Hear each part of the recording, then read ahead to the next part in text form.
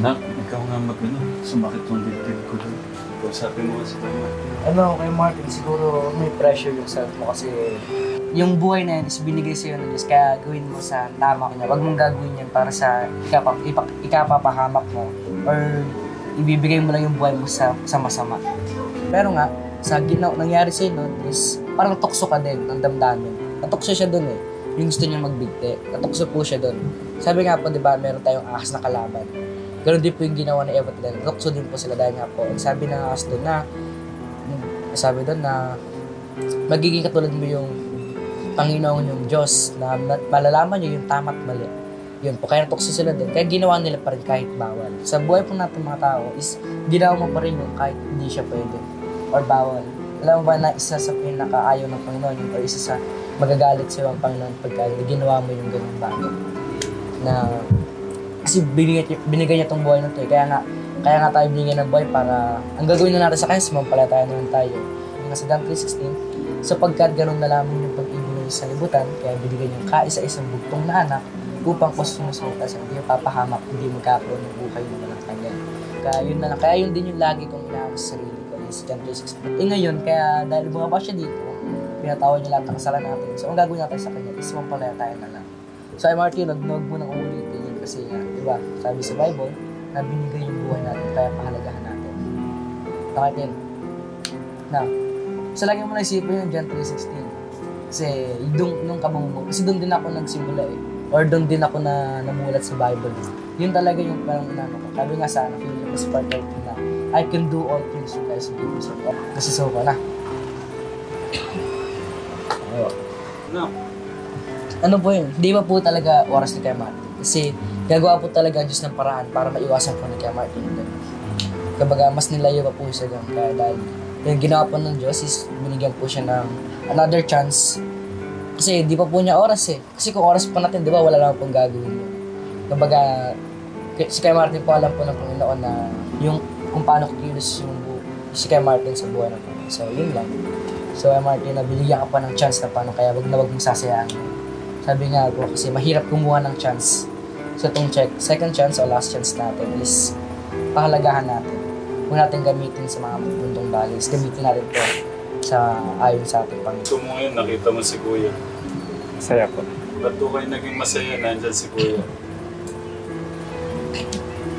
Tagal din namin din na nagkita eh. Gano'n mo na-miss si Kuya Leo? Mga 101. Grabe. Siya.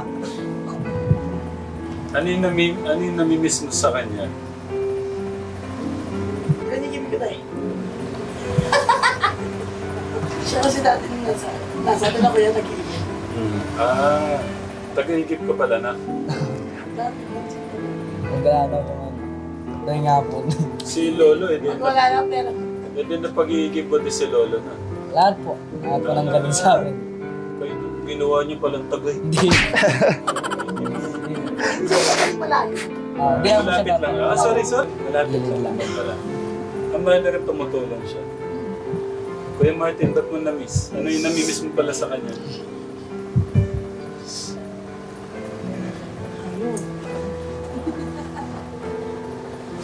Natunaw yung puso ko yung pagbigay niya ng pera kay Lolo.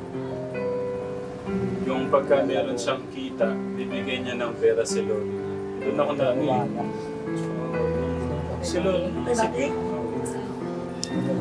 Minsan siya pa bumibili ng champurado. Hindi pa pala ng champurado. Ano siya sa mga lola, mga lola.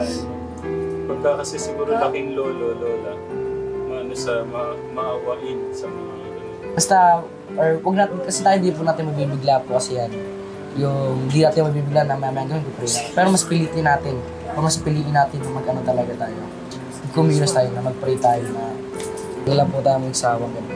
So, Martin lang. Lalagpasan mo yan.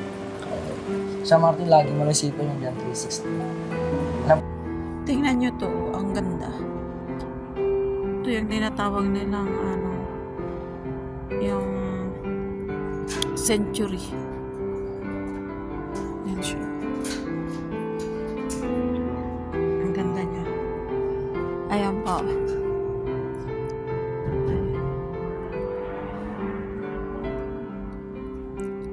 Ganito siya sa umpisa.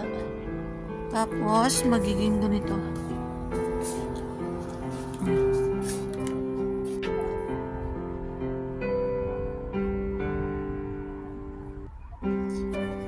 Pati ito ang ganda.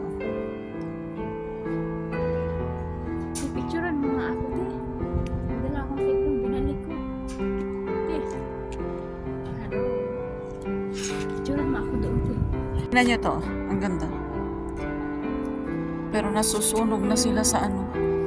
Nasusunog na sila sa ay sa init ng panahon. Ayan. Ganda niya, no? Nasusunog na sila sa ano, sa init ng panahon.